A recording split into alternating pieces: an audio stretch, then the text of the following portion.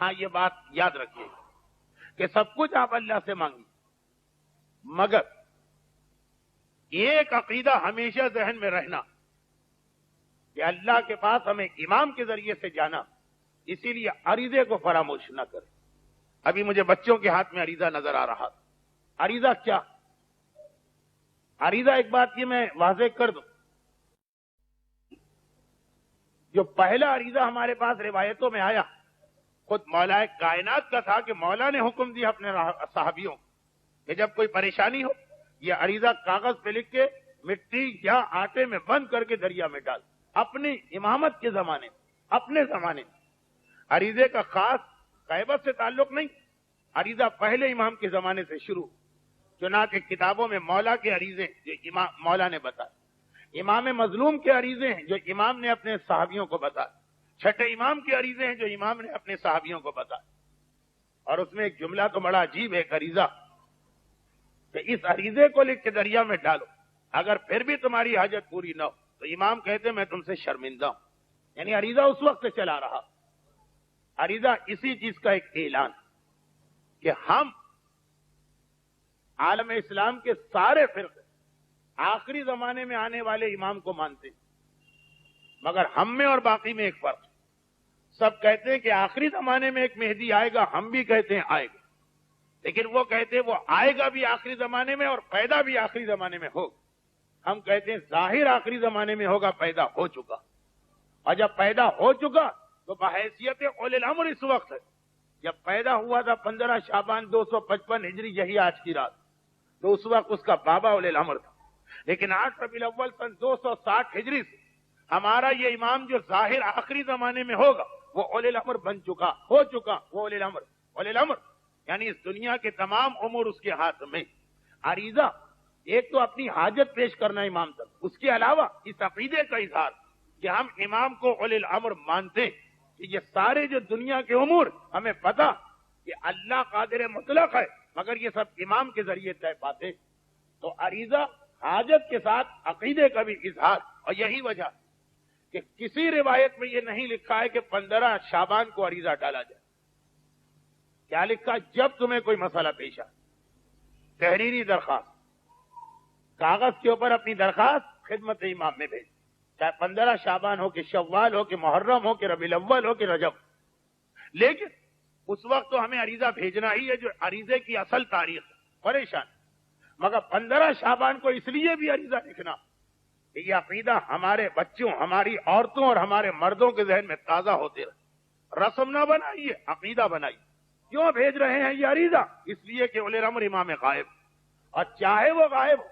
لیکن سارے امور اسی کے ذریعے طے پا رہے ہیں۔ اولاد اللہ دے گا کس کے ذریعے، رزق اللہ دے گا کس کے ذریعے، حاجت اللہ پوری کرے گا اولی الامر کون، یہ عقیدہ تازہ ہوتا رہے۔ اور اسی لیے ایک جملہ میں یہاں پہ اور کہہ دوں کہ 15 شعبان کے جو اعمال مفاتی میں لکھے، یہ اعمال کا ایک حصہ، لیکن اعمال کا ایک اور حصہ جو مفاتی میں بھی ہے اور دوسری کتابوں میں، کہ آج کی رات جہاں ایک طرف آپ کو اپنی حاجتیں اللہ سے پوری کروانا،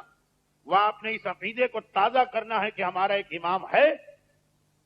چاہے پردہ غیب میں ہو لیکن اولی الامر وہی، کائنات وہی چلا رہا۔ چنانچہ آج کی رات اپنے امام سے منسوب یہ 4 باتیں فراموش نہ کیجیے گا۔ نمبر 1،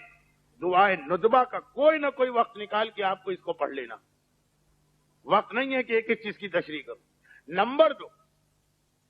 سلام اللہ الکامل التام الشامل، جو امام زمانہ کی یہ خاص زیارت جس کی بہت تاکید آئی، وہ آج کی رات فراموش نہ کر، مفاتی میں بھی آپ کو ملے گی۔ اور تیسری چیز، زیارت آل یاسین، یہ زمانے کے امام کی ایک وہ زیارت جس کے بارے میں ان علماء نے یہ کہا۔ دیکھیے جو علماء ہیں ہمارے پاس، اسلام میں علوم اتنے زیادہ، شاید ہی کوئی ایسا عالم ہو جو اسلام کے تمام علوم کا ماہر ہو۔ چنانچہ تقسیم کار ہو گیا، جو فقہ اور اصول کی لائن میں چلے جاتے ہیں وہ مرجع اور مجتہد کہلاتے ہیں، مگر قرآن ایک الگ موضوع ہے، مفسر کہلاتے ہیں، حدیث پہ ریسرچ ایک الگ موضوع ہے، محدث کہلاتے ہیں۔ اسی طرح بعض علماء کی زندگی کا مشن آخری امام کے حالات کی جستجو، اس پہ بھی بہت ساری کتابیں، ان کا یہ کہنا کہ زیارت آل یاسین وہ زیارت کہ جس زیارت کے پڑھنے سے ایک تو حق امام ادا ہوتا، جو باقی جو امام زمانہ کی زیارتیں ہیں اس سے حق ادا ہو، مگر جن جن لوگوں کو کبھی بھی امام زمانہ کی زیارت نصیب ہوئی ان میں 90% وہ تھے کہ جو زیارت آل یاسین پڑھا کرتے تھے۔ یہ ریسرچ کی ہے ان علماء نے کہ زیارت آل یاسین پڑھا کرتے تھے۔ زیارت کے دو فائدے، ورنہ تو جو روزانہ کی نماز کے بعد آپ زیارت پڑھتے وہ بھی ایک صحیح عمل اور مستحب عمل، حق کا امام ادا، لیکن زیارت آل یاسین وہ جو اس کے ساتھ دوسرا فائدہ امام کی زیارت کے دلواتی۔ کبھی حیرت ہوتی ہے کہ تاریخ کی کتابوں میں بہت سارے لوگوں کا ذکر ہے جن کو زیارت ملی، ہمیں کیوں نہیں ملتی؟ کوئی نہ کوئی ایسا عمل ہو، چنانچہ زیارت آل یاسین۔ اور چوتھی اور آخری چیز، امام کے لیے عریضے لکھ کے ڈالے جاتے، مگر عریضوں میں جو سب سے مستند اور سب سے مجرب عریضہ، مجرب کا مقصد جن علماء کی زندگی آخری امام کے حالات کی جستجو میں گزری، انہوں نے دیکھا کہ ایک عریضہ ایسا ہے کتابوں میں جس کا بھی یہی فائدہ کہ اس کی حاجت سب سے جلدی قبول ہوتی ہے اس عریضے کی، اور اس عریضے کے لکھنے والے کی زیارت امام سے ہو جاتی۔ اب دیکھیے، اگر ہم کہیں کہ قرآن کریم میں رزق کی برکت کے لیے سورہ واقعہ، اس کا مطلب ہے کہ ہم معاذ اللہ یہ کہہ رہے ہیں کہ باقی قرآن بیکار، سارا اللہ کا کلام، مگر اللہ نے باقی قرآن کی آیتوں کے ساتھ اس میں خصوصیت رکھی، ہر عریضہ اپنی جگہ حاجتیں پیش کرنے کے لیے، مگر جو خاص عریضہ جس کا ڈبل فائدہ، ادھر حاجت جاتی ہے ادھر سے ملاقات کا اذن ملتا ہے، زندگی میں کبھی ملاقات ہوتی ہے، وہ عریضہ ایک خاص عریضہ ہے جو بہت کم کتابوں میں، حتیٰ یہ کہ تعجب ہے کہ علامہ مجلسی جیسا ایک بحر زخار سمندر ہے وہ علوم معصومین کی، وہ بھی بہار میں اس عریضے کو نہیں لکھ سکے، لیکن انتہائی معتبر ابن طاؤس جیسے مقدس ترین عالم نے اس عریضے کو تحریر کیا۔ اردو میں ایک کتاب ہے گوہر یگانہ، اس کے صفحہ 400 پہ یہ عریضہ موجود، اور اس میں آپ کو ایک اور خصوصیت نظر آئی، ہر عریضہ ڈالا جاتا حسین ابن روح کے نام سے، یہ خصوصی عریضہ جو حسین ابن روح کے نام سے نہیں ڈالتے، یہ امام کے سب سے پہلے نائب عثمان ابن سعید اور ان کے بیٹے کے نام سے ڈالا جاتا، یہ سب سے پہلے دو نائب۔ اب اس وقت تو مجھے اندازہ ہے کہ رات کے 11 بجے، جبکہ اعمال بھی بہت زیادہ، شاید یہ ممکن نہ ہو عریضہ، لیکن آپ نے سنا کہ اصل عریضہ 15 شعبان نہیں ہے، جب بھی حاجت، کل پرسوں، کوئی خاص دن اور کوئی خاص تاریخ نہیں، یہ خاص 4 عمل ہیں جو دعائے ندبہ، زیارت سلام اللہ الکامل التام الشامل، جو مفاتیح الجنان دعاؤں کے آخری حصے میں ہے، مناجات 15 سے ایک ورق پہلے، اور تیسری زیارت آل یاسین، چوتھا ہر عریضہ، مگر یہ اگر عریضہ مل جائے، صفحہ 400 والا کتاب ہے گوہر یگانہ، تو کیا کہیں؟ یہ خصوصیت کے ساتھ شعبان کے اعمال کے ضمن میں کہا، باقی اعمال اپنے لیے انجام دے، یہ 4 اعمال اپنے زمانے کے امام کے، مگر ایک بات یاد رکھیں کہ ان 4 اعمال کے انجام دینے کے بعد بھی کچھ لوگوں کو یہ شکوہ ہوتا